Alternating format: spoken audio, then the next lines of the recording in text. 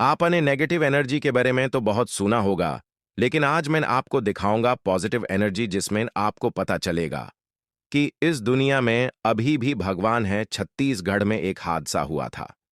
एक गाड़ी में धमाका हुआ और आसपास खड़ी कई गाड़ियां आग में जलकर राख हो गईं। लेकिन उस मलबे के बीच एक चीज बिल्कुल सुरक्षित मिली। वह थी हनुमान चालीसा। जिस व्यक्ति की गाड़ी जली थी, वह हर शाम श्रद्धा से हनुमान चालीसा पढ़ता था। जब पूरी गाड़ी जलकर खत्म हो गई, तब भी उसकी चालीसा का एक भी पन्ना नहीं जला।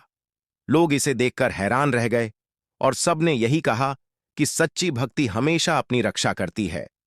यह घटना विश्वास और आस्था की शक्ति को साफ दिखाती है। टू या high power of Hanuman ji and Hanuman Chalisa comment भार दो जय श्री राम से। बोलो जय श्री राम, बोलो जय Shri Ram. Like and subscribe.